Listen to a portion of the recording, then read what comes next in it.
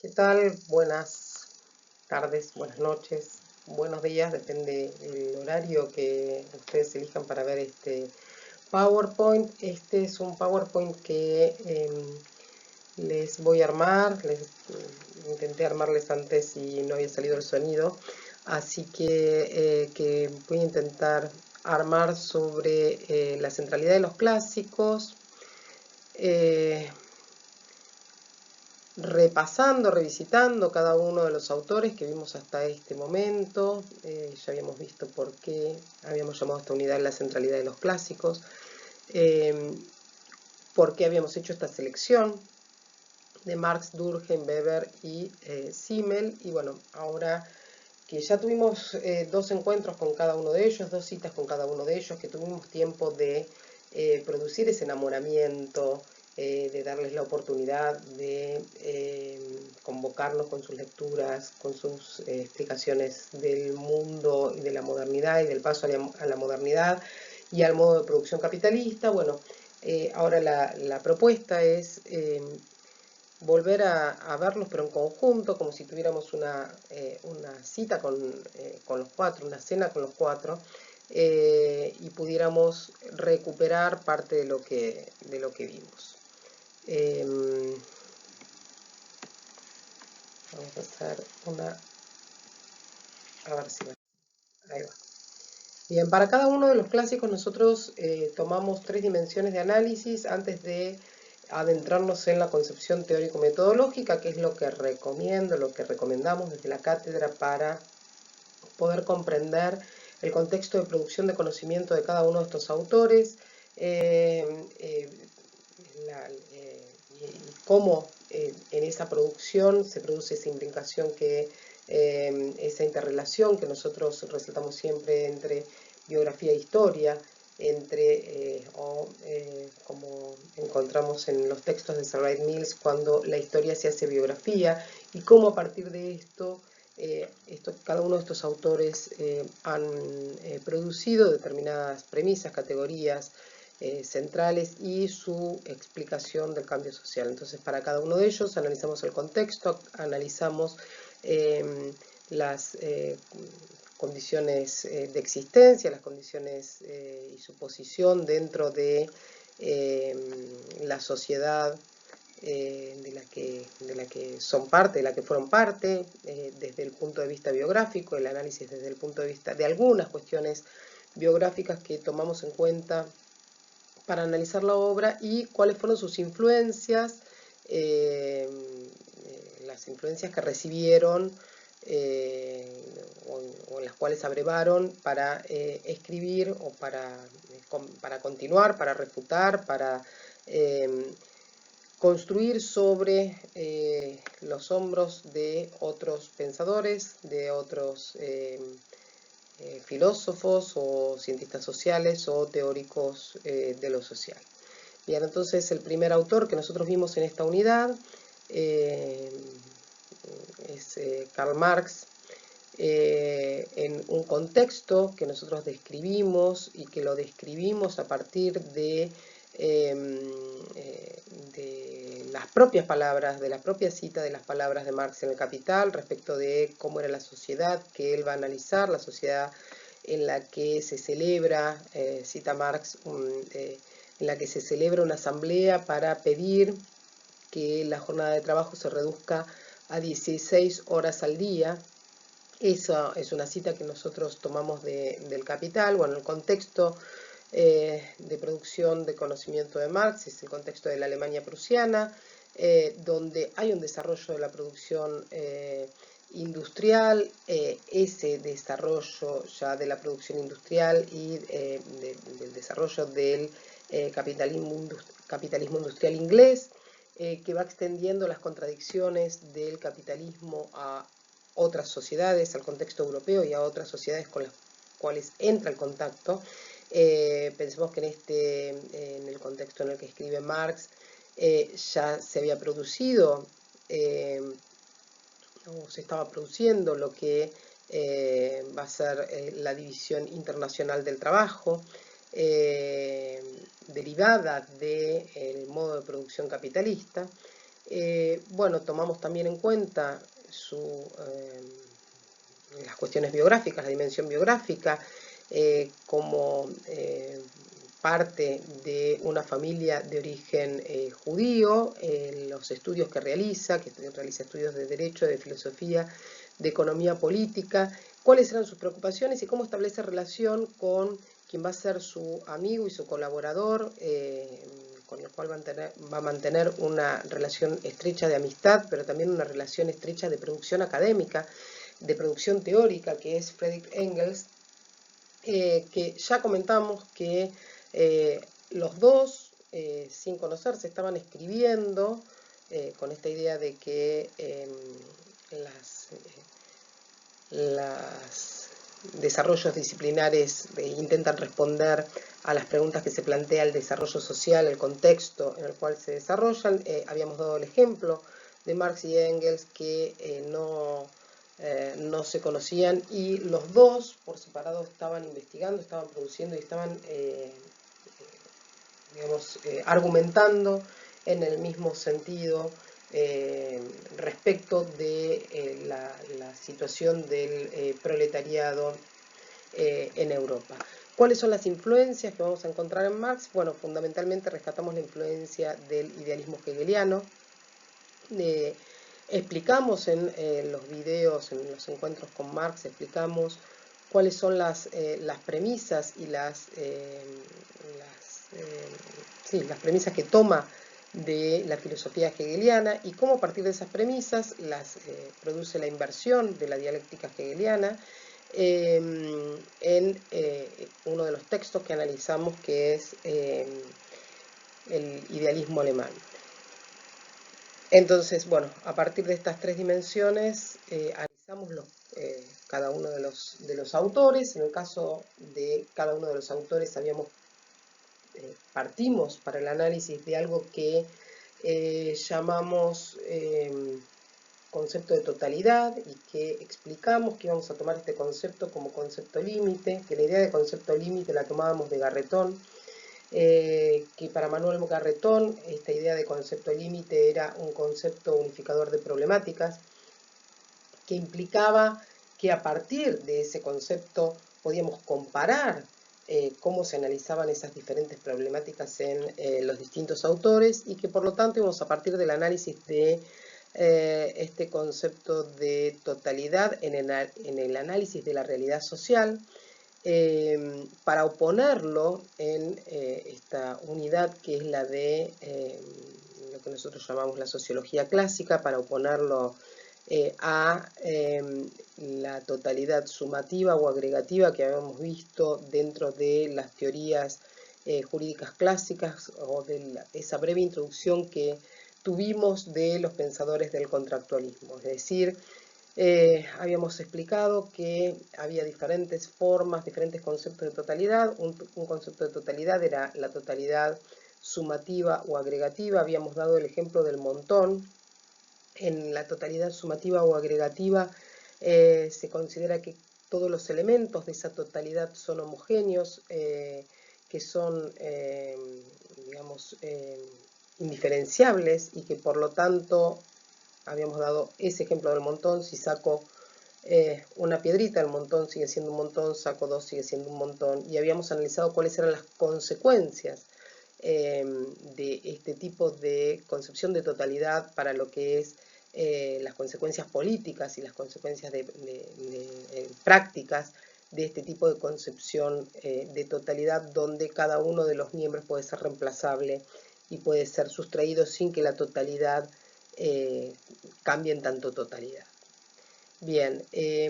sumativa o agregativa, habíamos analizado el contractualismo en este sentido como una totalidad que estaba formada por esa metáfora donde una suma de individuos mediante la metáfora del contrato constituían el Estado, bueno, lo que vimos en la primera unidad. En el caso de Marx habíamos hablado de otro tipo de totalidad, habíamos hablado de totalidades estructurales. En la totalidad estructural cada una de las partes tiene una posición en relación a las otras partes y digamos, y en relación a la totalidad, habíamos dado el ejemplo de las figuras geométricas y de cómo, o de diferentes posiciones, y de cómo cada posición, cada miembro, cada posición, cada elemento, cada parte está en relación posicional con las otras partes y con esa totalidad, y que eso es una totalidad de tipo estructural. Habíamos planteado que hay dos tipos de totalidades estructurales, una mecánica y otra de tipo orgánica, que en la mecánica las partes que conforman la totalidad son producidas en procesos anteriores, dimos el ejemplo del motor, y que después se arman, ¿sí? Y que en la totalidad de tipo orgánica el todo es anterior a la diferenciación en partes, y dimos el ejemplo del óvulo fecundado para que se entendiera este concepto. Habíamos analizado entonces el término, el concepto de realidad como totalidad estructural, orgánica, dialéctica, igual que planteaba Hegel, pero cómo se invierte la dialéctica, porque ya no es más un organismo de tipo espiritual, sino que en Marx vamos a encontrar que va a plantear que la conciencia brota de la vida social, es decir, que brota de de cómo los hombres se relacionan entre sí y con su medio, con la naturaleza, se relacionan entre sí, se organizan corpóreamente de determinada manera para apropiarse de la naturaleza. A partir de esta idea de totalidad que explicamos, que hablaba en términos de dialéctica, porque la realidad es dialéctica, es una trama de relaciones, una suma de relaciones en la que va a considerar a la sociedad como suma de relaciones y condiciones en las cuales los individuos se encuentran recíprocamente situados, es decir, es una totalidad donde está considerando a los individuos recíprocamente situados unos respecto de otros, situados dónde, o situados relacionados de qué manera, relacionados a partir de esta organización corpórea, de cómo se relacionan entre ellos para apropiarse de la naturaleza, es decir, que es un sistema de relaciones y condiciones en el cual el entorno, el ambiente está considerado, y que por eso habíamos hablado de Marx como uno de los primeros ecologistas, ¿sí? Que tiene en cuenta esa organización corpórea sobre en determinados entornos. Entonces, bueno, habíamos explicado el concepto de sociedad como esta suma de relaciones y condiciones en las cuales los individuos se encuentran recíprocamente situados. De ahí habíamos explicado qué tipo de relaciones se establecían y cómo ponía el acento en estas relaciones sociales de producción, cómo en la producción y la reproducción que es, a partir de eso podíamos establecer esas premisas de las que parte para argumentar su materialismo histórico, la existencia de los hombres reales y concretos con sus pies sobre la tierra, que una vez que están esos hombres reales y concretos con sus pies sobre la tierra, la primera condición es la de apropiarse de la naturaleza, de apropiarse del entorno, de modificarlo, de transformar el entorno para producir su propia vida, es decir, para reproducirse en tanto personas, que después consideraba la reproducción en tanto especie y por lo tanto las relaciones familiares, el establecimiento de la familia y la reproducción de la especie, y cómo a partir de ahí, dice Marx, en ese cuarto momento, recién ahí podemos tomar conciencia de que los hombres además tienen conciencia, pero que esta conciencia nace ya preñada de materialidad. Bueno, todo esto que vimos en ideología alemana, es decir, qué categorías analizamos, las categorías que están dentro de ese concepto de sociedad, relaciones, que son relaciones sociales de producción, y condiciones, que son las condiciones materiales de vida, que son también las condiciones materiales para cualquier proceso productivo, para cualquier proceso de trabajo, dentro de las cuales considerábamos dentro de esas condiciones materiales los medios de producción y la fuerza de trabajo, y explicábamos cada una de esas categorías que llamamos categorías básicas de la economía política, y analizábamos de manera dialéctica intentando entrar por diferentes categorías a la explicación de esa totalidad dialéctica, viendo cómo podíamos comenzar a explicarla desde el concepto de producción y reproducción, o desde el concepto de trabajo, o desde el concepto de sociedad, o desde el concepto de división social del trabajo, etcétera, etcétera. Bien, analizamos entonces, por un lado, cómo dentro de cómo producción y consumo conformaban también una totalidad dialéctica que luego aparecía mediatizada por otros procesos sociales. Analizamos el concepto de reproducción simple, de reproducción ampliada, y cuando analizábamos el concepto de reproducción ampliada, veíamos digamos, esta idea de cambio cotidiano, de cambio que es propio, que se da en la esfera de la producción y que es continuo y que es cotidiano,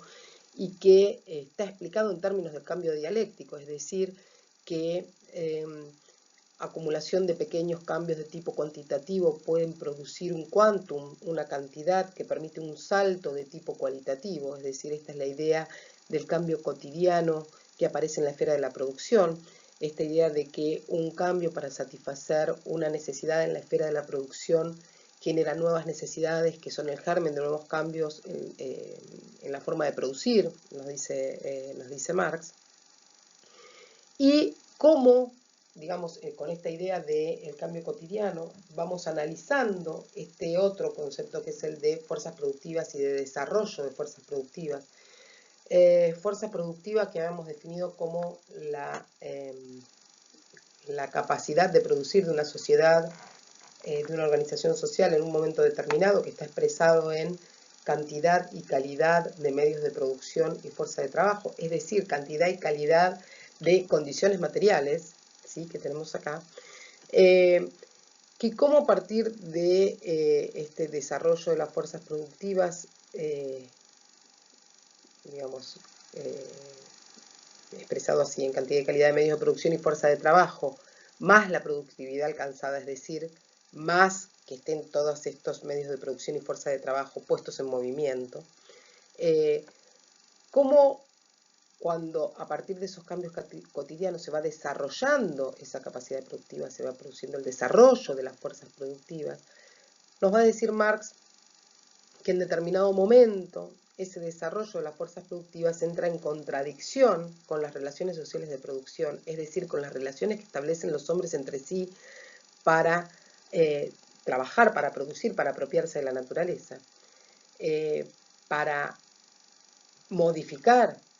la naturaleza, para producir el mundo del hombre y a la vez modificarse a sí mismos, y ahí de nuevo esa totalidad dialéctica con la naturaleza.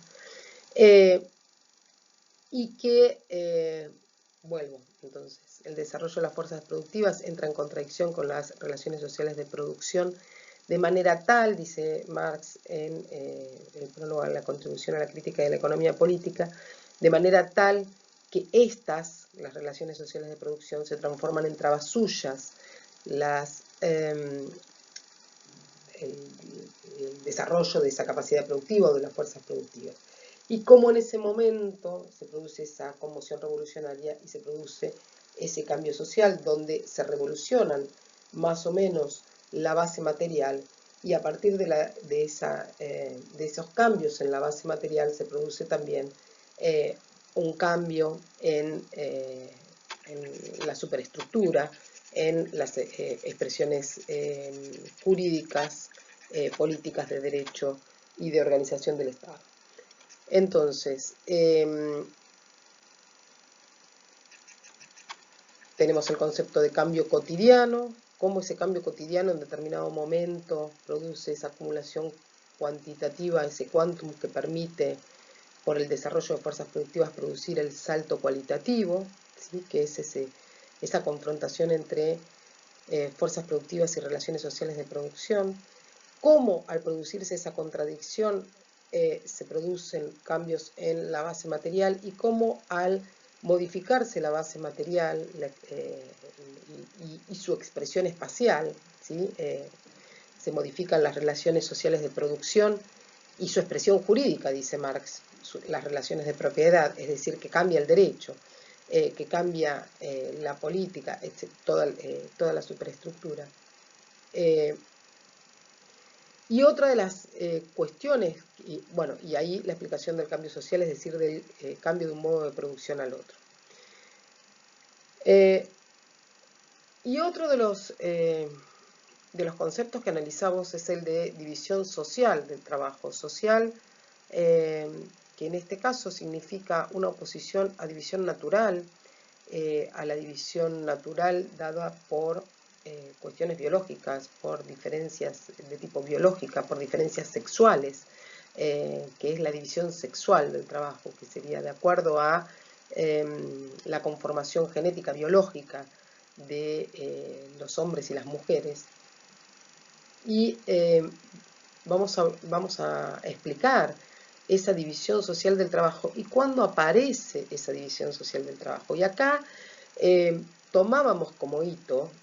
Marx toma como hito, la aparición de un producto social excedente, es decir, un producto que excede las necesidades de reproducción de la comunidad, las necesidades de reproducción de los medios de producción y de la propia comunidad y de la fuerza de trabajo, y que, a ver, acá habíamos hecho una aclaración que nos va a servir después para analizar Miliband, que decíamos que cuando los productores producen ese producto social que producen los productores, siempre históricamente producen un excedente, es decir, que excede sus propias necesidades y las de su familia, sus propias necesidades de subsistencia, y que siempre hay un producto social excedente que sirve para, o que es utilizado para la reproducción de la vida de los que todavía no están en edad de trabajar, por ejemplo los niños, de los que están enfermos, de los que no pueden producir porque ya están viejos. Y cada grupo social resuelve de qué manera distribuye ese producto social excedente. Pero acá estamos hablando de un producto social excedente que es apropiado de manera más o menos violenta por un grupo, y cómo a partir de ese momento, a partir de esa aparición de ese hito histórico del producto social excedente que es apropiado, se van a producir otros hechos históricos, se van a concatenar otros hechos históricos. Por un lado, la aparición de la primera división social del trabajo, no sexual. La primera división social del trabajo, que es la división entre el trabajo manual, es decir, entre quienes tienen que seguir produciendo con sus propias manos para su subsistencia y a partir de este momento también para la subsistencia del grupo que se apropió del excedente, y el trabajo intelectual. Es decir, con este hito aparece la división social del trabajo. A partir de la aparición del excedente y de la apropiación de este excedente, los productores van a haber dividido su trabajo en tiempo de trabajo necesario, en trabajo necesario, que es el trabajo que realizan para su propia subsistencia y la de su familia, y trabajo excedente, que es el trabajo que realizan y el tiempo de trabajo que utilizan para la reproducción de la clase dominante. A partir de ese momento comienza esta idea de que Engels va a decir que Marx descubre la ley o enuncia la ley del desarrollo histórico, que es la lucha de clases como motor de la historia. Bueno, a partir de este momento comienza esta lucha de clases, esta división en clases, esta división entre clase dominante y clase subordinada, que no estoy hablando de la burguesía y el proletariado, que esa sería la expresión de la lucha de clases en el modo de producción capitalista, sino que lo vamos a ver entre clase dominante, clase en un sentido más abstracto, más general, clase dominante y clase dominada, o la clase de los productores, en los diferentes modos de producción. Y cómo a partir de ese desarrollo de los diferentes modos de producción y en relación a este concepto de división social de trabajo y de lucha de clases, vamos a ir viendo cómo se va a ir desarrollando un proceso que es el proceso de alienación que alcanza su máxima expresión en el modo de producción capitalista, porque es donde se produce la mayor, digamos, la mayor enajenación, el mayor extrañamiento de los productores respecto de el producto de su trabajo, respecto de su ser genérico, es decir, de su condición de ser humano, que está dada, según Marx, por en la esfera del trabajo, en la esfera de la producción, en ese trabajo que es esa capacidad de destruir ciertas formas de energía para generar otras cosas, para crear, que el trabajo concebido en abstracto como algo que destruye determinadas formas de energía y da origen o crea otras cosas, que va a ser el ser genérico del hombre, porque Marx va a decir que los hombres producen de manera consciente su propio mundo, ¿sí? Y que al producir de manera consciente, apropiándose de la naturaleza, van a transformar la naturaleza, y a medida que van transformando la naturaleza se transforman a sí mismos. Bueno, esta preocupación por la condición humana, esta preocupación antropológica que van a resaltar tanto, va a resaltar tanto Zeitlin, pero que lo toma de Lowitz y que posteriormente lo va a tomar Sayer, la encontramos analizada a partir de este concepto de alienación en Marx, que, decimos, alcanza su máxima expresión en el modo de producción capitalista, pero que tiene su génesis en esa primera división social del trabajo, en el cual aparece esta separación entre trabajo necesario y trabajo excedente, pero también aparece esta separación entre conciencia de la totalidad que tenían todos los productores previo a esa división social del trabajo, ¿sí? Porque todos producían de manera con sus propias manos para la propia subsistencia. Y por lo tanto la conciencia que brota de la praxis es conciencia de la totalidad, y cómo esa conciencia de totalidad se va separando, se va distanciando, ¿sí? A medida que van pasando los diferentes modos de producción, y cómo también los medios de producción y el producto del trabajo y el trabajo mismo se va distanciando de los productores a lo largo de los diferentes modos de producción hasta llegar a esta máxima expresión de la alienación, que es una alienación que tiene su fundamento en lo social, que no es filosófica, que no es religiosa, que no está en la esfera de la conciencia, que no está en la esfera del pensamiento, sino que está en la esfera de lo social, que describe Marx para describir la condición humana en el modo de producción capitalista y esa preocupación por la condición de humanidad de los hombres en el modo de producción capitalista, y la posibilidad o esto que él ve de sentirse más libres en lo que comparten con los animales, en sus necesidades más animales, y sentirse menos libre o menos humano en sus actividades propiamente humanas, ¿sí? como el trabajo, que es donde debe expresar su ser. ¿Por qué? Porque los hombres son los únicos seres que no están genéticamente determinados a darse un tipo de organización para ese intercambio metabólico con la naturaleza, y porque desarrollan esa actividad de manera consciente, dejando parte de sí expresado en su trabajo. Bien, pasamos a otro autor. Se me hizo re largo esta descripción. ¿Cómo es? Siguiente. A ver, ahí va. Bien, el otro autor que nosotros vimos es Emil Durkheim. Vamos a ver si puedo ir un poco más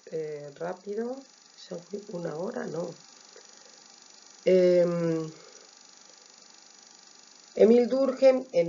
con Durkheim también tenemos el análisis de estas tres dimensiones, del contexto histórico, de producción de conocimiento. Habíamos visto que Durkheim es una generación posterior a Marx,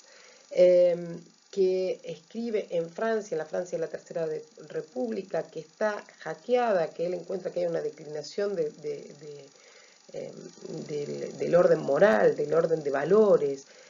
una declinación del concepto de soberanía, que es atacado tanto por la oposición liberal como la oposición conservadora, pero también por la oposición revolucionaria. Entonces, y los diferentes intentos de restauración del orden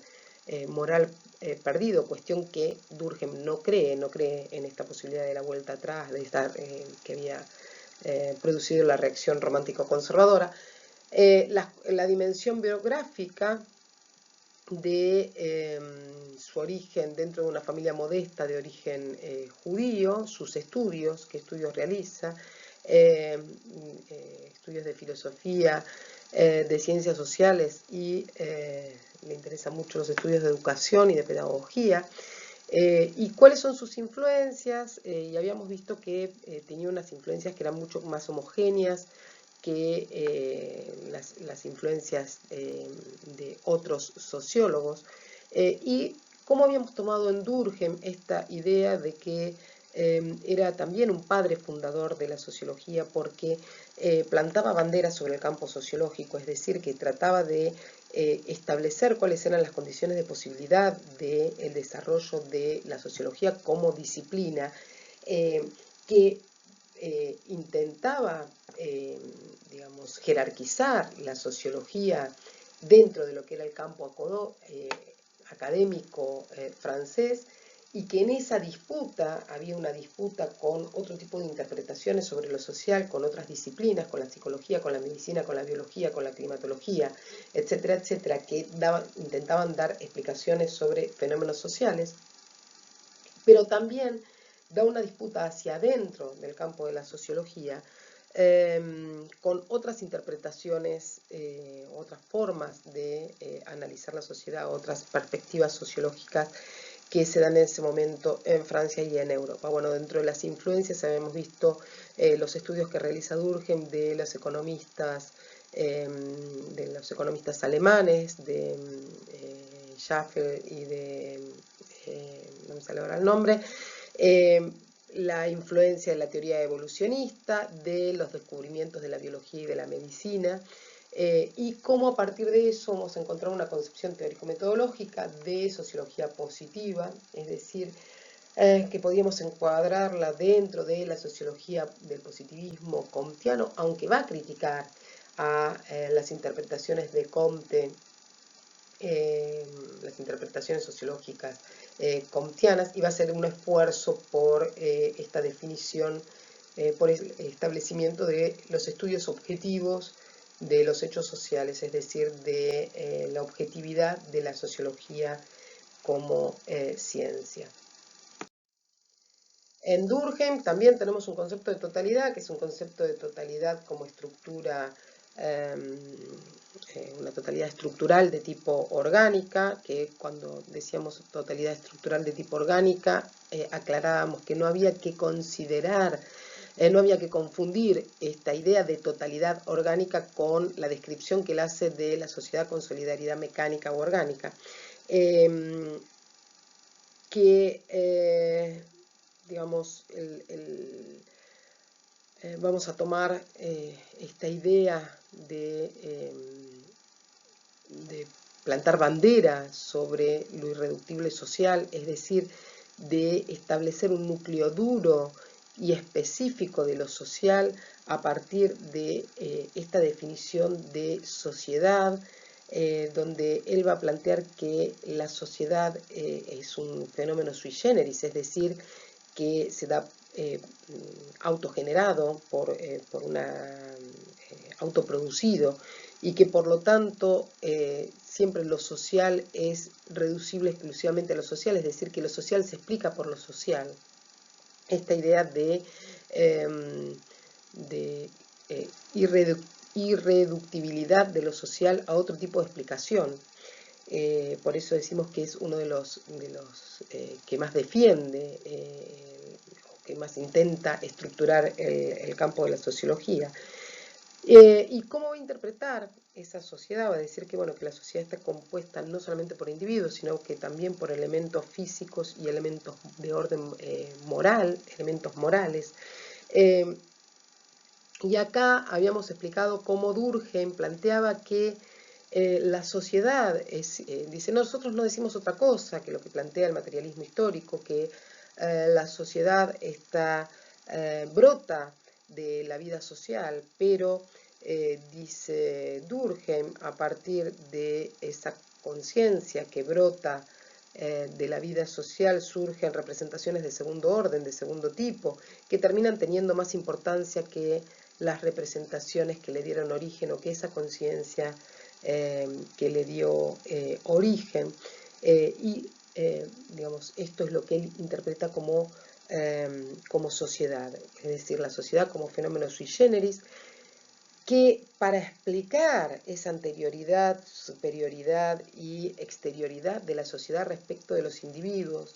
que no quiere decir que esté la sociedad y vengan los hombrecitos y se metan adentro de esa sociedad, como les digo siempre cuando tenemos nuestras clases presenciales, sino que lo que está planteando es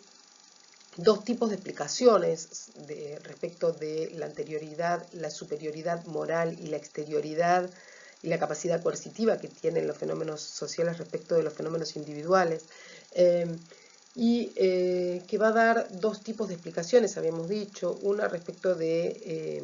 una explicación de tipo histórica, que es la que podemos encontrar en la división del trabajo social, que es donde establece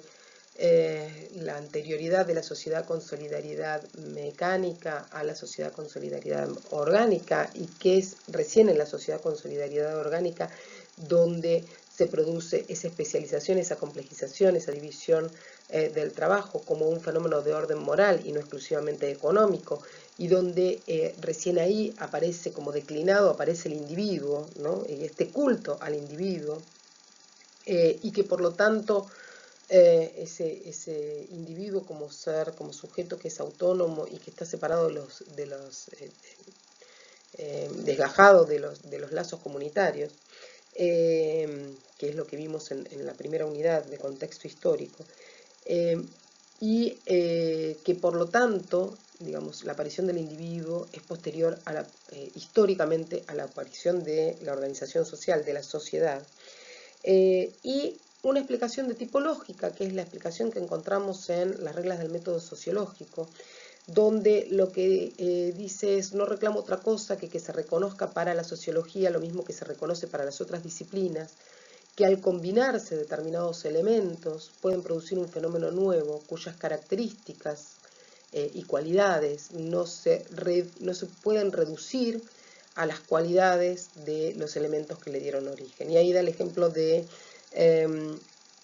el bronce, que no puede reducirse a las características, a las cualidades de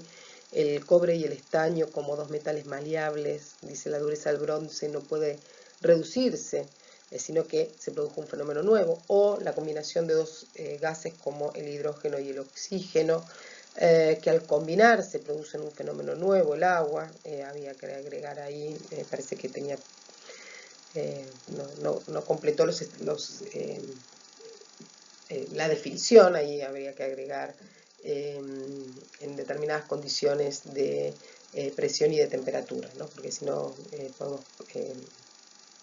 tener vapor o podemos tener hielo. Pero bueno, el ejemplo de que dos elementos al combinarse producen un fenómeno nuevo. Bien. ¿Cómo va a construir, cómo va a ser la construcción del objeto de la sociología en estas reglas del método sociológico, y cómo lo va a definir, cómo va a hablar del hecho social como objeto de la sociología y cómo hay que tratar, es decir, cómo va a dar pautas, primero de tipo epistemológico sobre cómo es posible conocer, y es posible conocer de determinada manera, porque todo objeto de ciencia es diferente del sujeto que conoce, y por lo tanto está planteando epistemológicamente se está planteando dentro del objetivismo, y que por lo tanto ese hecho social hay que conocerlo como lo que se conoce desde el exterior, es decir, hay que tratarlo como cosa como una postura intelectual de reconocimiento de que es diferente del sujeto que investiga, cosa como lo que se opone a idea, nos dice Durkheim, cosa como lo que se conoce a condición de salir de nosotros, que no se puede conocer por un proceso de introspección, sino que a condición de salir de nosotros y irla conociendo por un proceso de observación, de comparación, donde se va conociendo, se va descubriendo como si fueran capas de una cebolla, de los elementos más evidentes, más simples y observables, a los más complejos y más profundos. Entonces, bueno, tratar a los hechos sociales como cosas, la definición,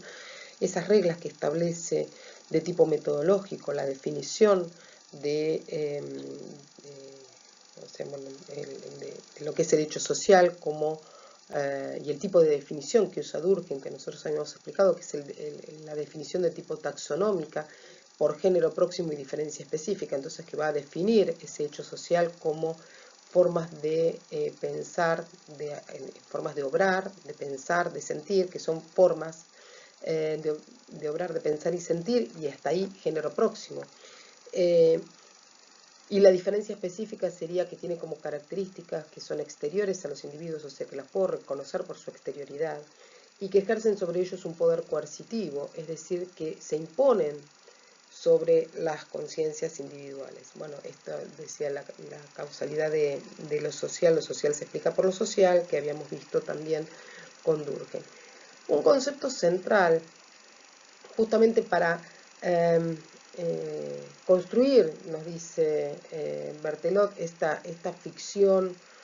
social de la solidaridad, es decir, para reconstruir los valores de la República que él veía que estaban aquejados por estas oposiciones de los liberales, de los conservadores y de los revolucionarios, construye esta idea, esta ficción social, nos dice en su trabajo Berthelot, del concepto de solidaridad y poner el acento en el lazo social, en esos vínculos que mantienen a los hombres unidos entre sí en una organización social. ¿Por qué la sociedad y no la nada sería, ¿no? El por qué nos mantenemos dentro de una organización social o conformamos o nos vinculamos o establecemos lazos dentro de para conformar esta organización social, y a partir de esto va a tratar de estudiar ese lazo social o esa solidaridad en tanto elemento que nos mantiene unidos, ¿sí? Como cemento de la sociedad. Y bueno, el ejemplo de cómo para estudiar un concepto que tiene un nivel alto de abstracción, un gran nivel de abstracción, como el concepto de solidaridad social, él va a plantear determinados indicadores y cómo a partir va a tomar como indicador el derecho, haciendo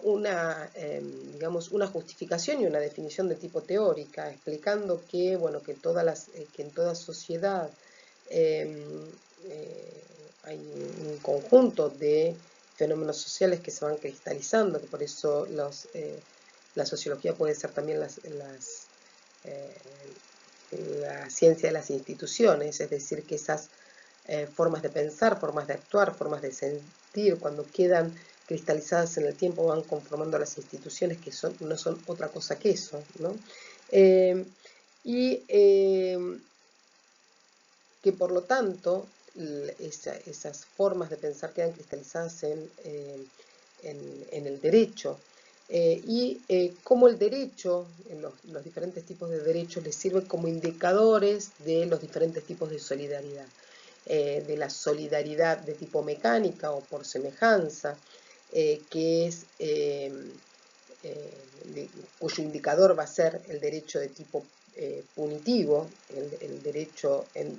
que va a representar que cuando se ofende, cuando se produce una ofensa, lo que él llama el crimen, ¿no? Que es esos actos que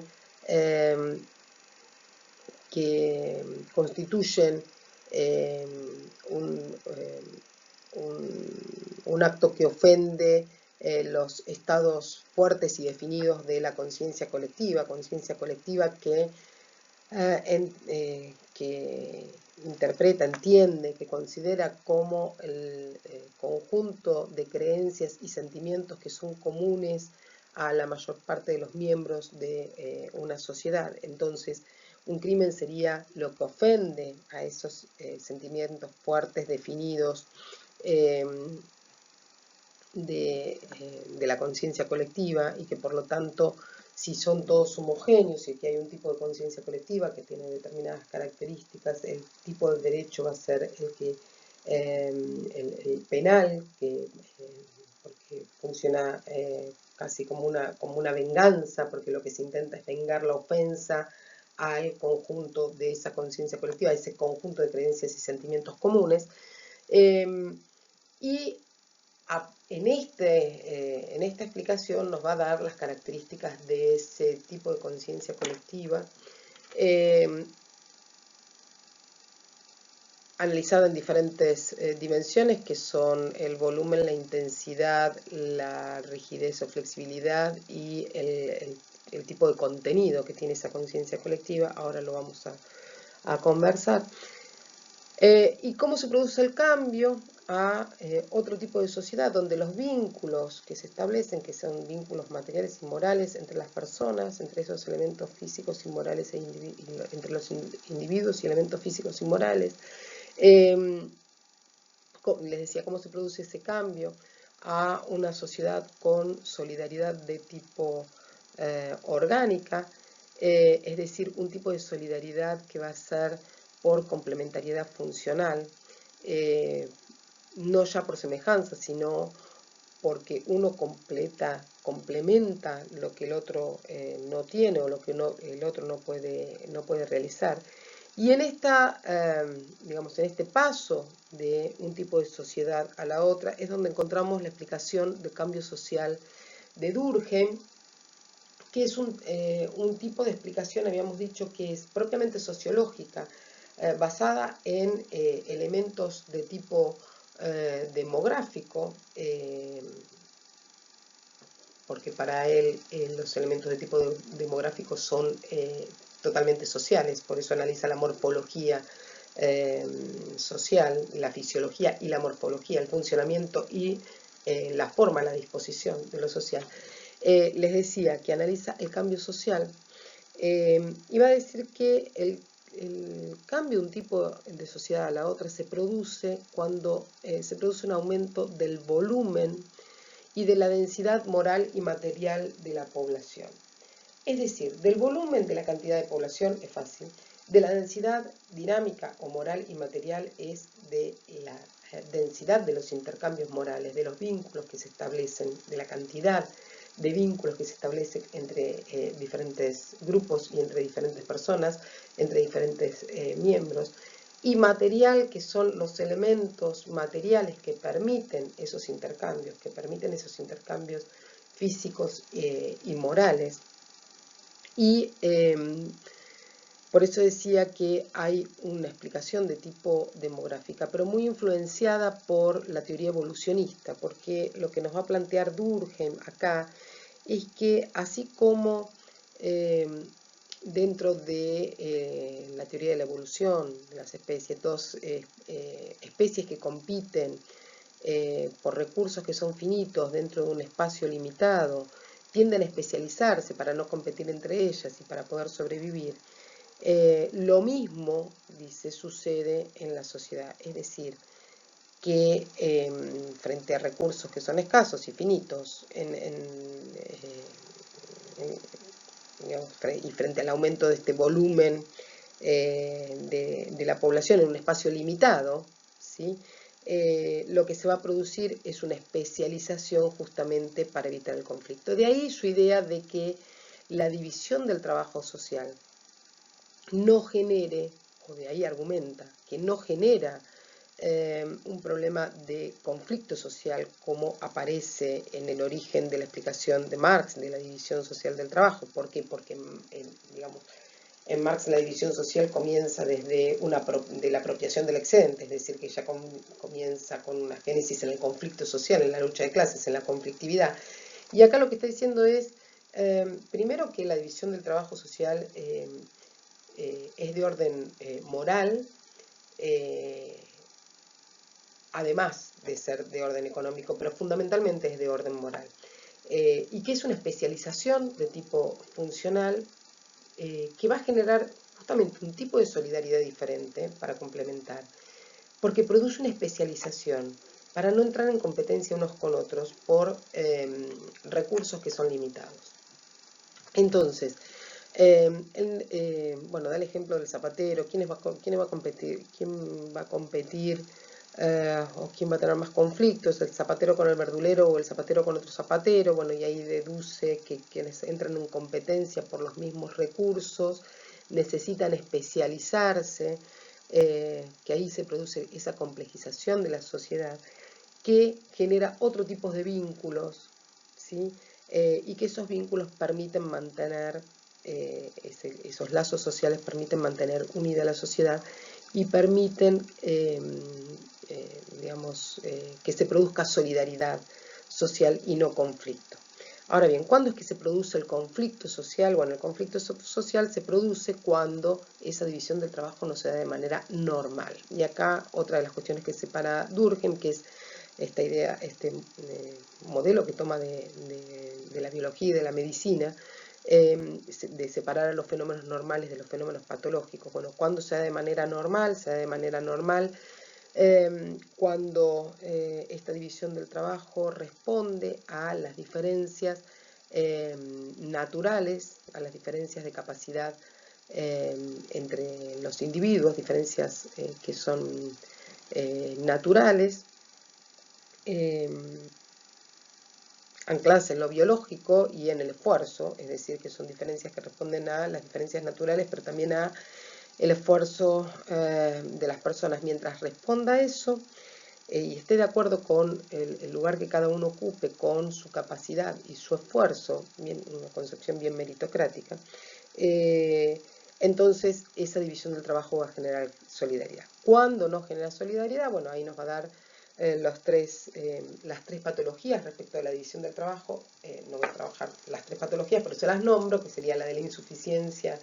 la división del trabajo de tipo insuficiente, que genera incoordinación funcional, es decir, falta de coordinación de las funciones, y entonces ahí se producen los conflictos. La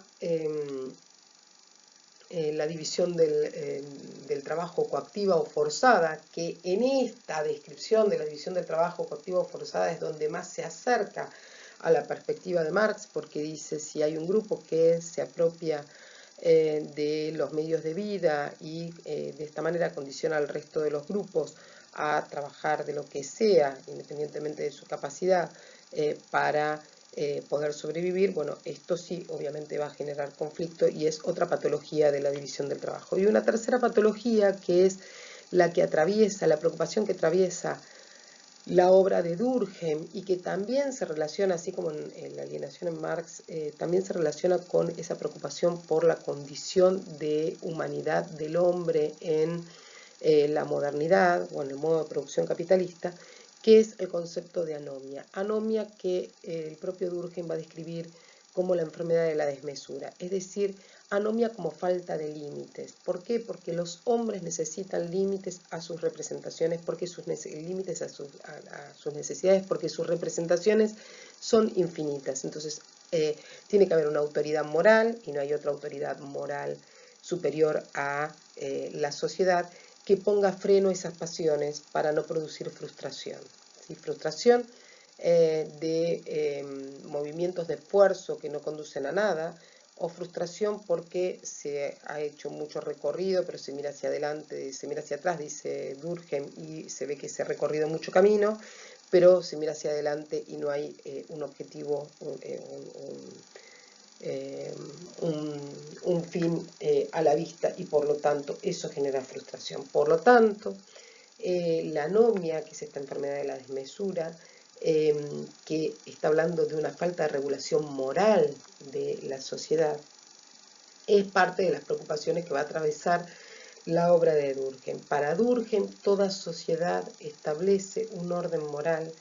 y establece una regulación, un marco regulatorio, una regulación moral.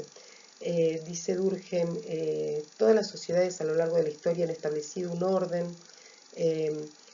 moral, donde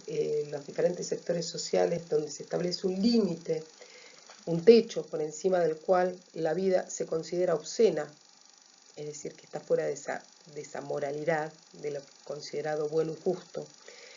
y un piso por debajo del cual la vida se considera inhumana. Es decir, que está hablando de un umbral de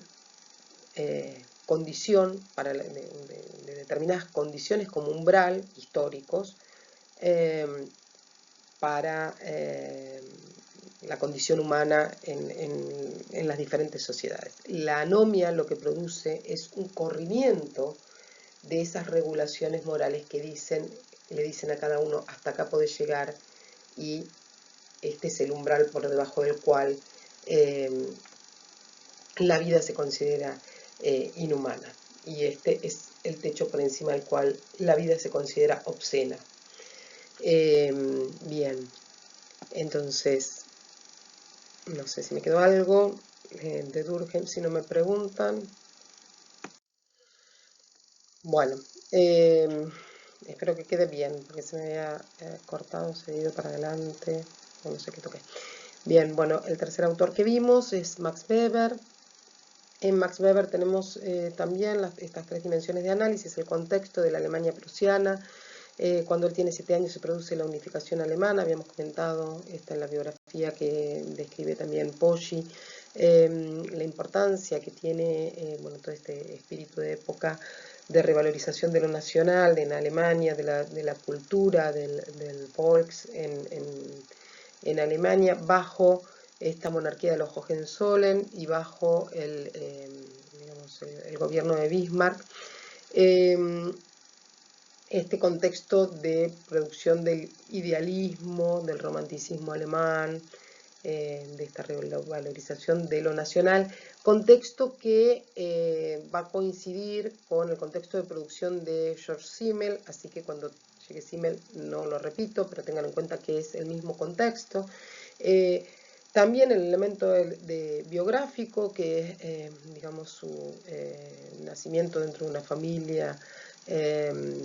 burguesa, de raigambre luterana el padre y convertida al calvinismo, al pietismo la madre. Bueno, la realización de sus estudios, la preocupación por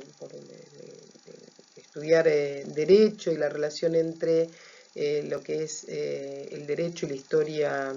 económica alemana.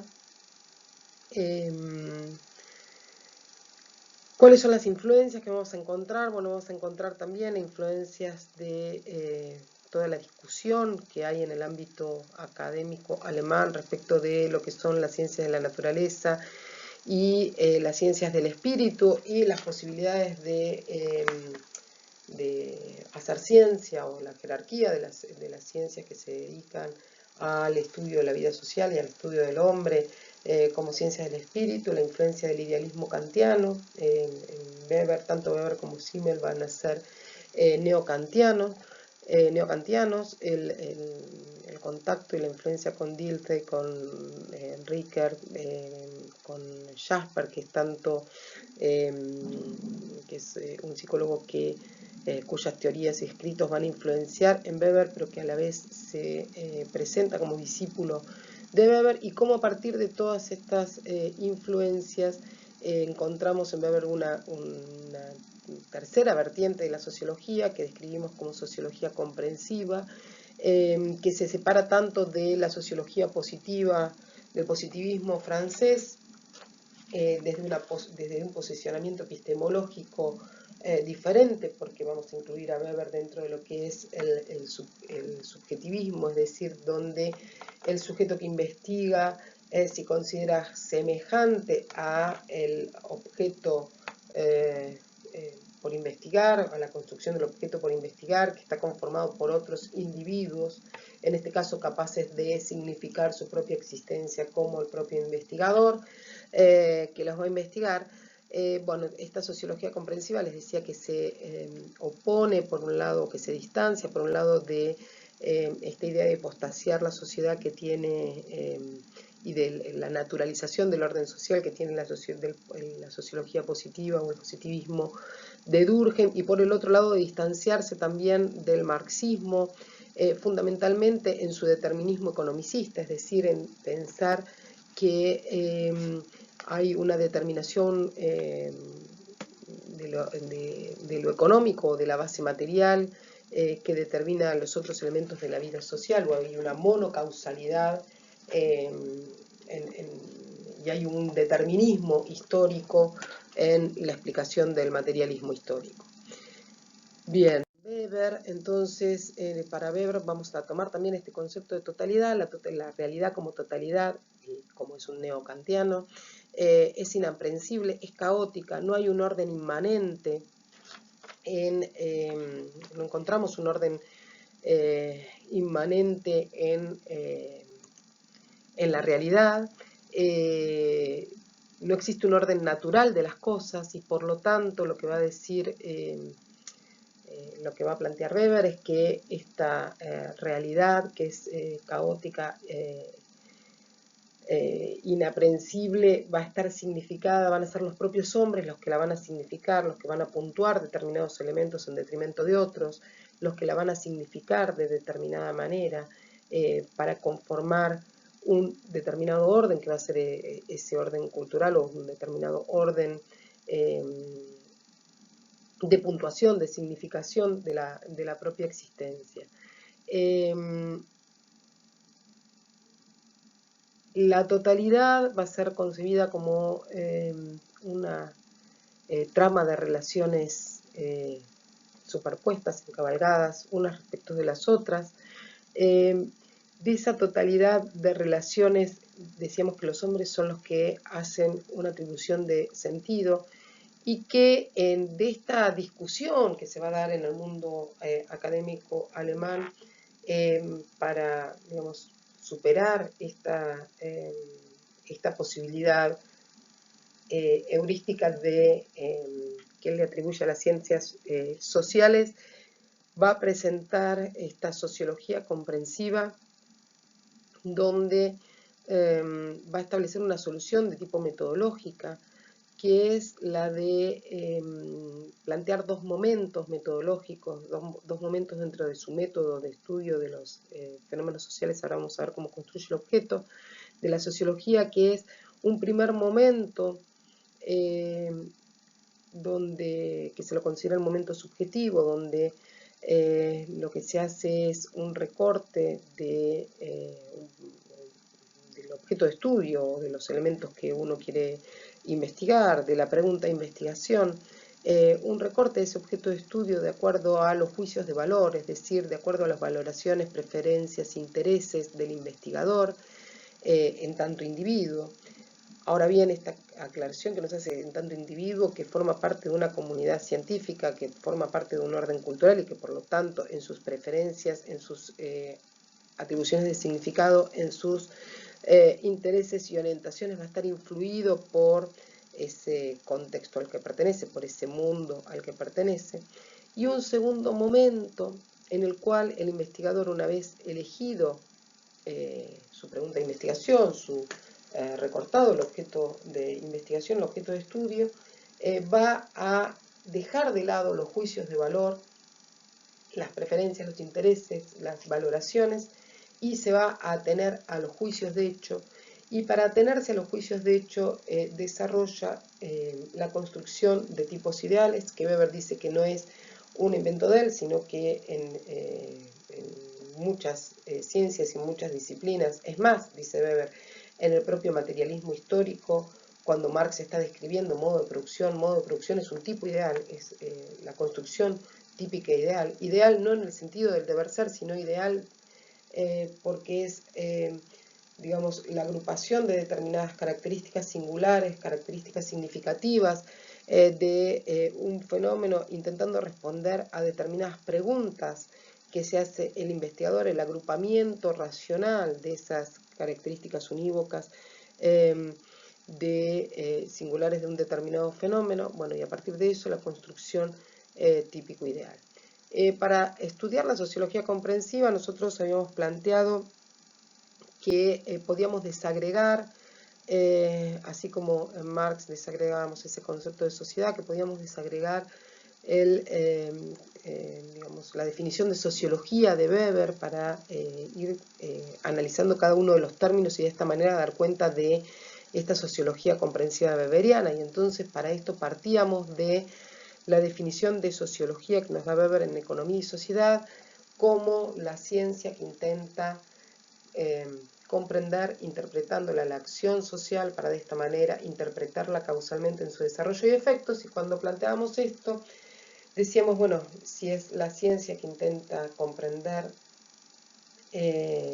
a la acción, interpretándola a la acción social, el objeto de la sociología es esta acción social. A partir de ahí definíamos qué era acción social. Acción es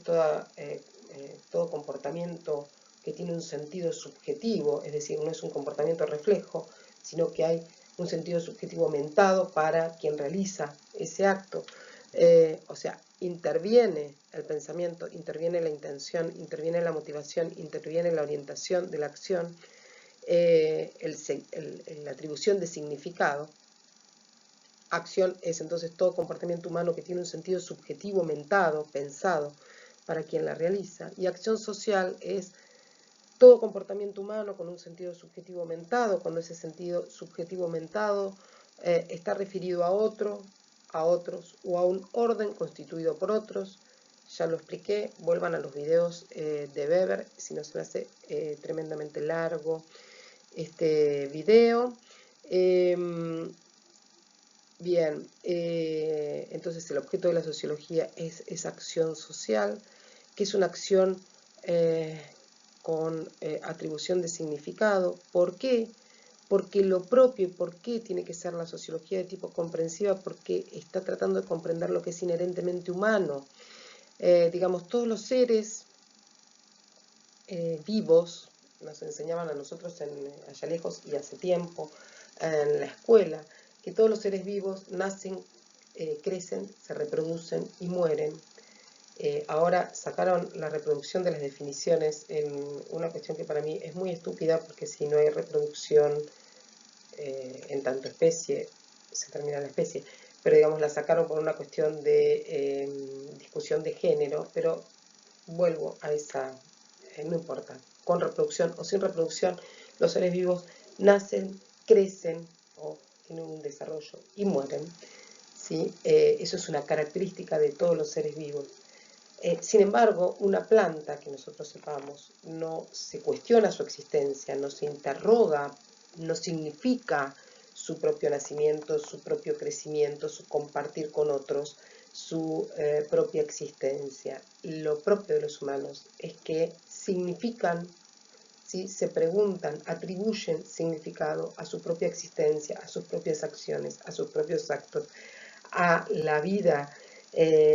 compartida con otros. Y por lo tanto, la sociología comprensiva lo que quiere es hacer evidente ese sentido, esa significación, ese sentido subjetivo que mueve a los hombres a actuar. La pregunta es, ¿qué es lo que mueve a los hombres a actuar de determinada manera? Justamente para responder esa pregunta va a construir, en este caso, tipos ideales, que son tipos ideales de acción social, ¿sí? Y ahí vamos a tener los diferentes tipos ideales de acción social ordenados de mayor a menor racionalidad. Vuelta, consulten los videos de esos encuentros, esos dos encuentros con Max Weber que tenemos subidos a esto que llamamos Sociología desde el Arca. Bien. Entonces, seguimos con la definición de sociología, era decíamos, es la ciencia que intenta comprender interpretándola, y ahí hablábamos de lo que era el proceso de la Verstegen, es decir, cómo era esa comprensión interpretativa, cómo se hacía para hacer evidente ese sentido subjetivo que tenía que ser un sentido subjetivo evidente en la esfera de la significación, es decir, que se reiterara de la misma manera, en el mismo orden, la secuencia de los fenómenos, que fuera estadísticamente probable que se produjera la misma secuencia, la misma reiteración de secuencias de fenómenos de la misma manera, en esa esfera de la significación, en ese orden, vuelta, está explicado, bien desarrollado en el video, en el primer video de Weber. Otra de las cuestiones, y dentro de la definición decía, para de esta manera explicarla causalmente en su desarrollo y efectos, y ahí explicábamos que la causación, esta idea de causalidad, de explicación causal weberiana, no es una explicación de tipo monocausal, sino que él considera que la realidad es pluricausal, está multicondicionada, es decir, que para que un fenómeno social se produzca, tienen que coincidir, tienen que confluir muchas condiciones, se tienen que dar muchas condiciones, y que por lo tanto la explicación causal, esto de explicarla causalmente en su desarrollo y efectos, esa explicación causal es una imputación causal, es una atribución de causalidad. ¿Y que cómo va a ser esa atribución de causalidad? Bueno, va a atribuirle causalidad, va a imputar la causalidad a la condición que de no presentarse el fenómeno no se produciría. También está explicado en los videos de encuentros con Max Weber de Sociología desde el Arca, que por lo tanto va a haber una imputación causal o atribución de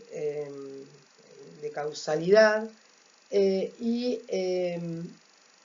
que Weber la va a trabajar desde esta idea de la afinidad electiva, es decir, cómo determinados comportamientos que se desarrollan en un orden específico, por ejemplo, cuando estudia la ética protestante y el espíritu del capitalismo, cómo determinados comportamientos de tipo ascético, que él describe como propios de esta tipología pura calvinista, de este ascetismo protestante, que él describe como tipo puro, como tipo ideal, cómo este tipo de comportamientos es afín les resulta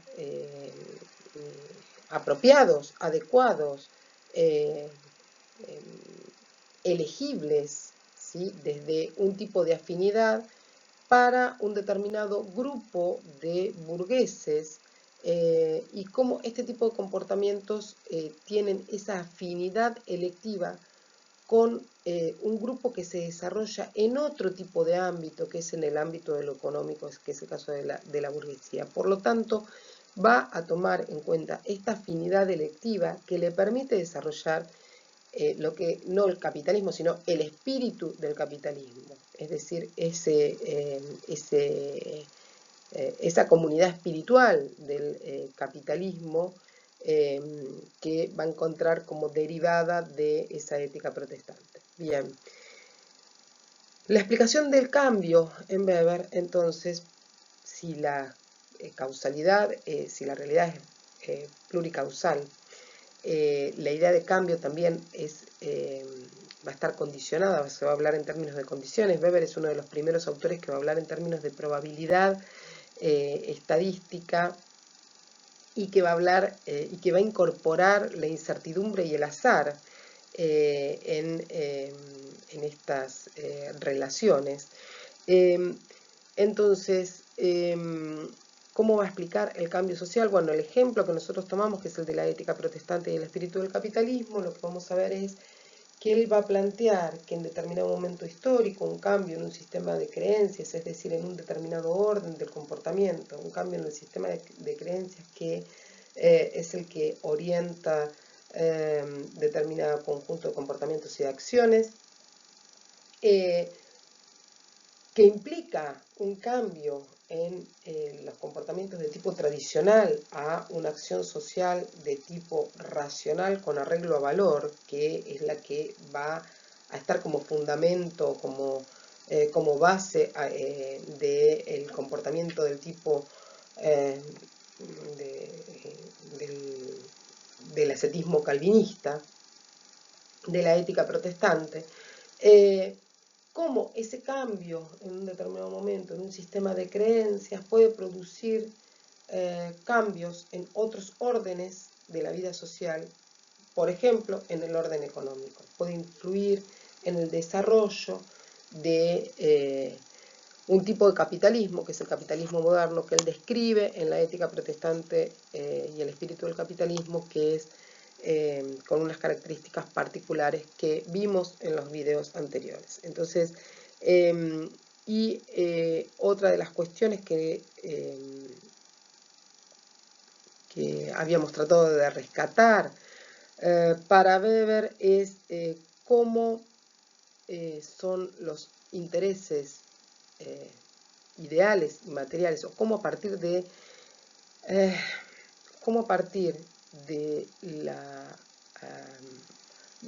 la acción, de la reconstrucción del sentido, que es por ser una acción social de tipo individual y ser los sentidos de tipo individual, la reconstrucción es una reconstrucción a partir de la acción individual, ¿sí? Para hacer evidente ese sentido subjetivo para el actor, cómo a partir de eso que Poggi llama individualismo metodológico, que no es una sociología individualista, sino que metodológicamente parte de la acción individual, de la acción social individual, cómo a partir de eso lo que le interesa realmente es la reconstrucción de los grupos como verdaderos protagonistas de la historia, es decir, cómo se van a organizar los grupos, cómo se van a conformar los grupos, a partir de la reconstrucción de la constelación de los intereses materiales o ideales. Nos dice Weber, no son las ideas, sino los intereses, es decir, lo que nos mantiene interesados, los intereses materiales e ideales, los que nos mueven a actuar de determinada manera, lo que nos mantiene interesados. Y voy a insistir sobre esto porque esto después lo vamos a encontrar nuevamente en Bourdieu, cuando esté hablando de que el interés no es solamente interés económico, sino que es lo que nos mantiene interesados a la manera de una libido social. Bien, entonces, ¿cómo reconstruye a partir de la acción individual la reconstrucción de los grupos, de los agrupamientos en diferentes órdenes, a partir de esa constelación de intereses? ¿Y por qué a partir de eso? Porque nos permite encontrar el sentido, ¿sí? de la acción alrededor de un grupo de preguntas que él dice que son las preguntas a partir de determinados problemas, que son los problemas que se plantean todas las sociedades, que tienen que ver con la reproducción de la vida, que tiene que ver con la puntuación y el ordenamiento de la cosmovisión, es decir, cómo atribuimos significado a esa realidad que es caótica y desordenada, el orden de lo simbólico o el orden social, de atribución de prestigio social, de puntuar, de valorar de diferente manera esa realidad caótica y desordenada, y el problema de cómo se influye en la toma de decisiones comunitarias o cómo se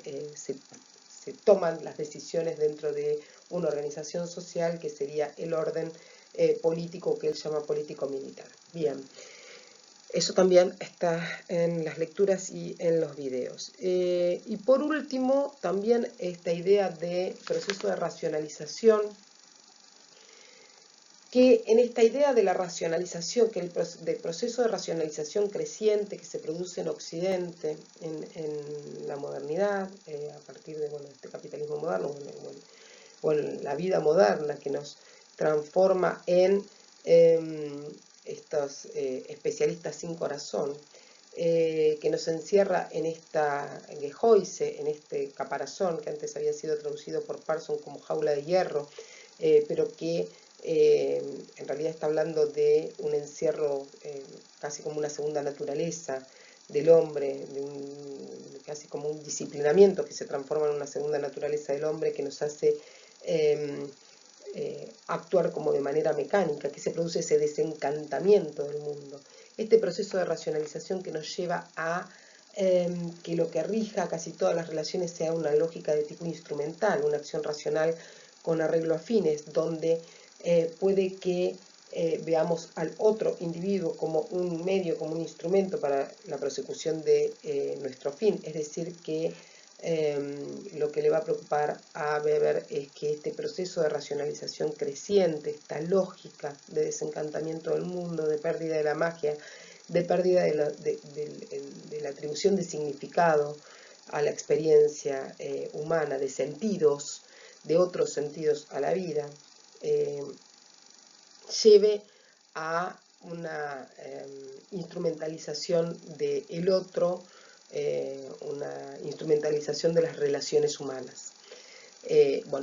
Ahí encontramos entonces también este hilo de la preocupación de todos estos autores respecto de cómo es la condición, la felicidad de los modernos o la condición de humanidad, la condición humana en la nueva sociedad, en este modo de producción capitalista o en la modernidad o en la sociedad con solidaridad orgánica. Bueno, depende cómo cada uno lo analice. Bueno, en Weber es la preocupación por esta condición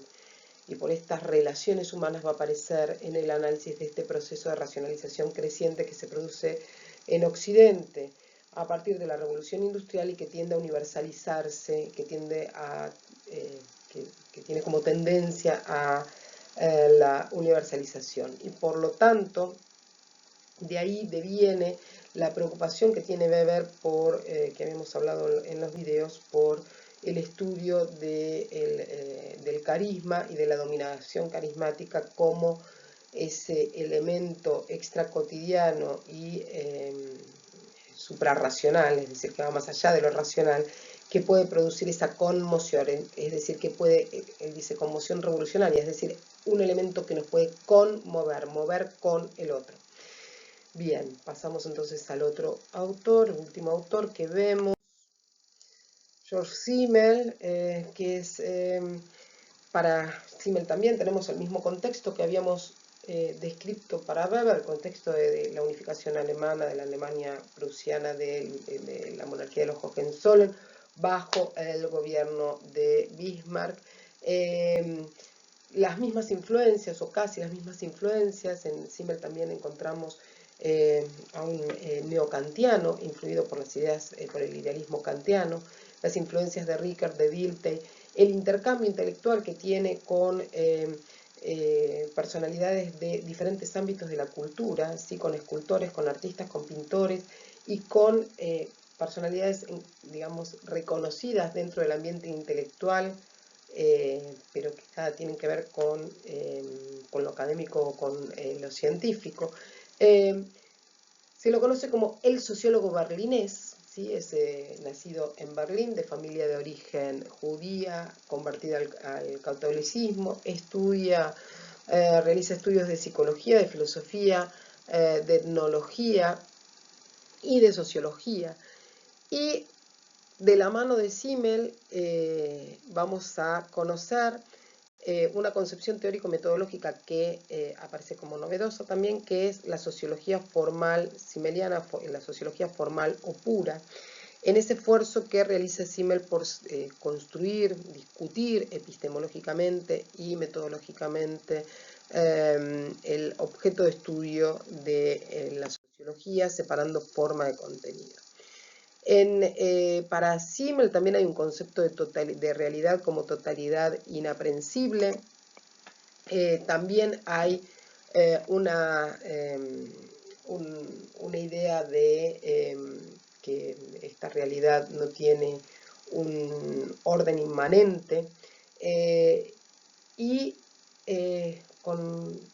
una descripción de esta realidad social mediante, digamos, esta figura de la urdimbre de interacciones, ¿sí? De lo social como un flujo constante de vida, un flujo vital constante, urdimbre de interacciones en un fluir constante, una trama de relaciones que fluyen constantemente, que atan y desatan, de encuentros y desencuentros más o menos duraderos entre más o menos personas, instantáneos, momentáneos o que se sostienen y se mantienen en el tiempo. Del hacer y del hacer, del gozar y del padecer, ¿sí? Nos va a decir Simmel, donde en este esfuerzo, bueno, habíamos hablado que encontramos 3 niveles de análisis en la sociología simmeliana. Un primer nivel epistemológico, donde discute cuáles son las condiciones de conocimiento de toda ciencia, y de la sociología como ciencia, y ahí va a plantear estos a prioris, ¿no? Esto que él considera los a prioris y las condiciones de posibilidad de la sociología como ciencia. Por un lado, esta conciencia de estar socializado, es decir, de haber participado de múltiples formas de socialización, la conciencia de que esta socialización es incompleta y que por lo tanto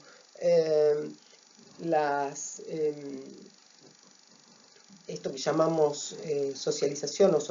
porque él se niega a hablar de sociedad o discute el concepto de sociedad como un concepto hipostasiado, esta socialización que es, digamos, que es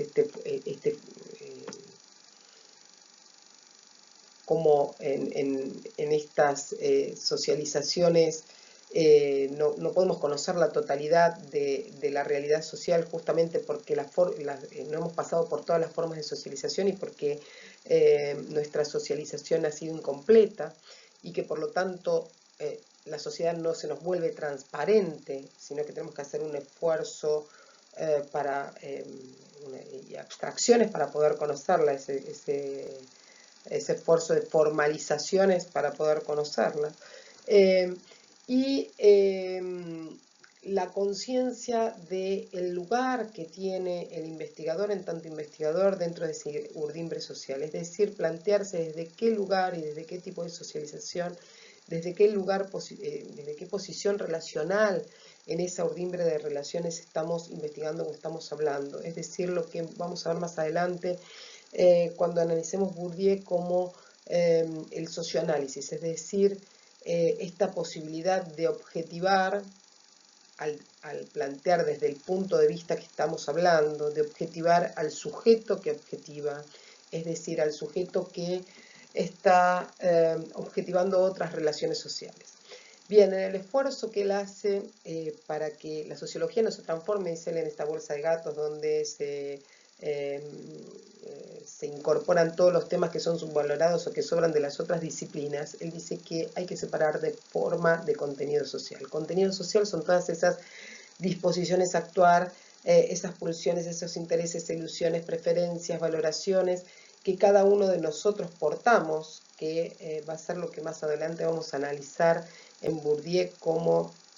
esa estructura de disposiciones a actuar, a pensar de determinada manera, que son que conforman ese hábitus. Bueno, ese es el contenido que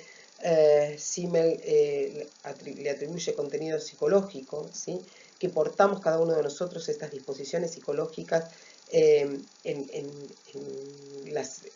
los encuentros y desencuentros con los otros, en estas acciones recíprocas donde cada uno de nosotros nos influimos mutuamente, ¿sí? En estos encuentros donde cada uno de nosotros influye o tiene un efecto sobre los otros y los otros tienen un efecto sobre nosotros. Portamos esos contenidos y participan de las formas de socialización porque los llevamos con nosotros. Pero lo que le interesa a él es la forma independientemente de todo contenido. Es decir, cómo en esas acciones recíprocas, en estos influirnos recíprocamente, se van gestando en ese juego de encuentros y desencuentros, se van gestando determinadas reglas, determinadas normas, determinados moldecitos, determinadas regulaciones y marcos que van quedando disponibles como formas de socialización, que quedan disponibles en la cultura, que se van objetivando en la cultura como depositaria de todas esas formas de socialización, y por eso es una cultura objetiva que va a terminar oponiéndose a la cultura subjetiva, y que cuanto más separada esté esa cultura objetiva de la cultura subjetiva, mayor va a ser ese proceso, esa tragedia, ese proceso donde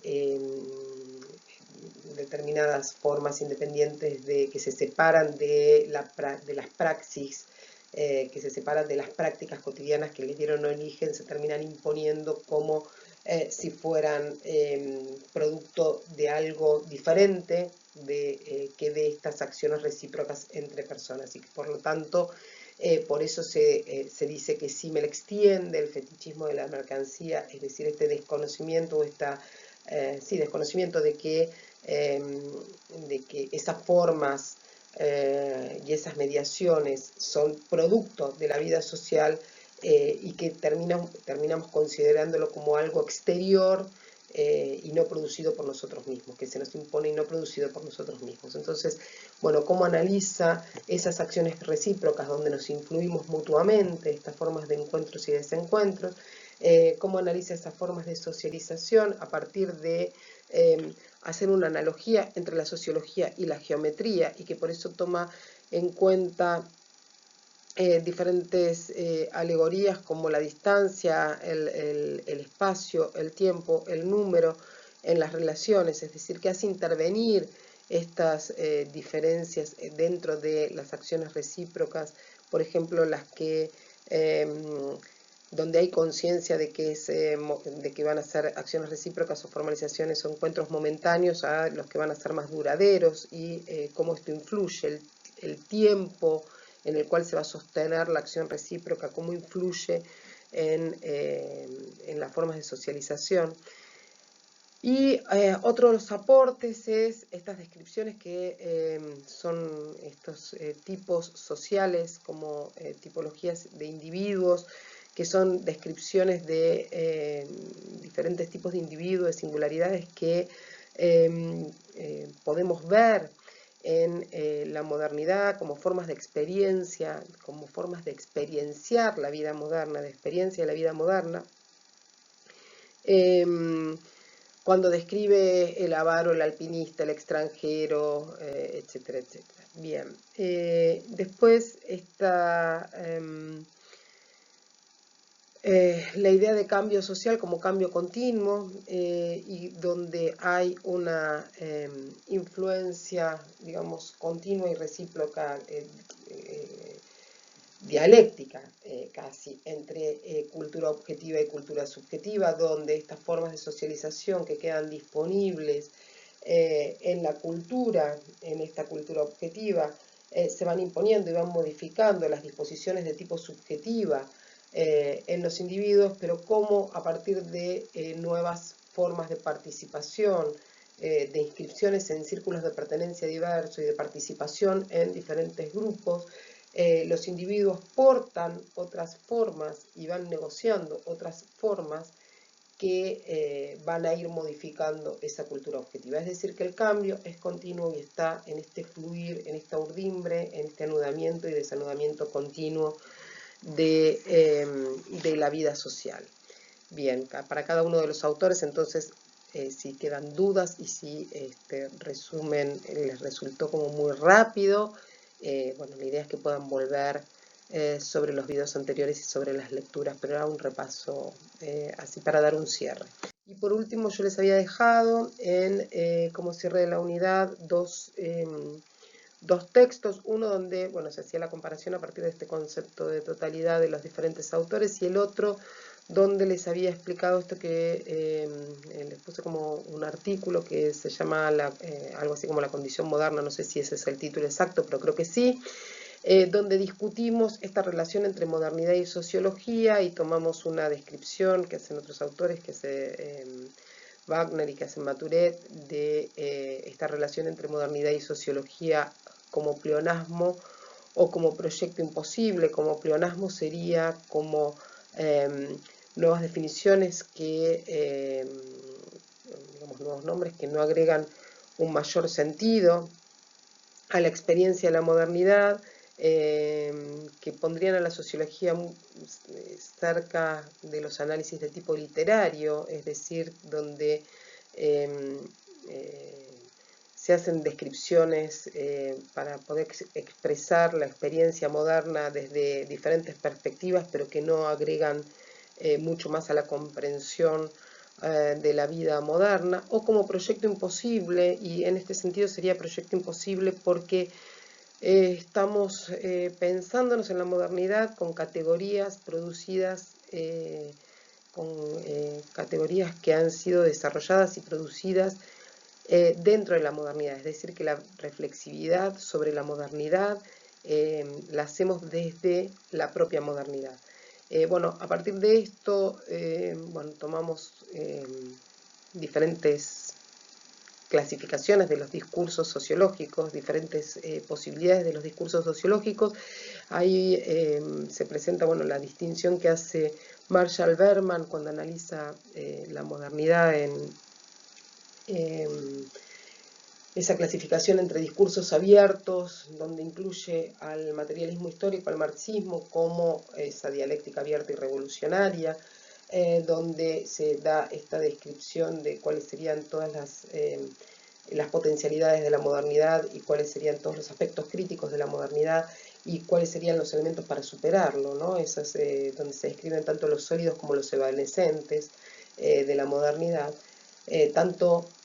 los procesos de modernización propios de la modernidad como los modernismos, es decir, los aspectos culturales de la modernidad, y los discursos cerrados, es decir, de dos tipos, aquellos que aparecen como positivos, que hacen como una alegoría de la modernidad, donde está la modernidad triunfante o la modernidad tecnopastoril o agropastoril, con todos los beneficios asociados al desarrollo tecnológico, y otros discursos cerrados que tienen una visión como más apocalíptica de la modernidad, entre los cuales incluye el discurso weberiano. Bueno, y discutimos un poco si el discurso de Weber no plantea también estos elementos sólidos en la descripción que hace de la modernidad y los elementos, digamos, evanescentes o espirituales respecto del espíritu que anima a la modernidad. Y bueno, esto como excusa para discutir la condición humana en la modernidad como preocupación de los clásicos, que vamos a ver atravesadas, y acá retomamos a Lowitz y a Sayed, que vamos a ver atravesadas por los conceptos, por el estudio de la alienación en Marx, por el estudio de la anomia, en los diferentes, o el seguimiento de los procesos de regulación moral o de anomia como patología de las sociedades modernas en Durkheim, el proceso de racionalización creciente que le preocupa a Weber a partir de esta posibilidad de instrumentalización del otro y de, bueno, entonces esta idea de tratar al otro como un objeto, como una cosa. Y también en la tragedia de la cultura, en esta oposición entre cultura objetiva y cultura subjetiva que vemos en Simmel. Bueno, vamos a continuar esto, eso sería como el puente que nos permite analizar en la próxima unidad cómo sigue esta discusión en los aportes de la sociología contemporánea y de otros aportes de la teoría social y de la teoría sociológica para analizar la contemporaneidad. Nuestra vida en la modernidad o en la modernidad tardía y en esta modernidad tardía de pandemia. Bien, muchas gracias. Acá terminamos. Entonces detenemos. Bien, espero que haya quedado grabado final.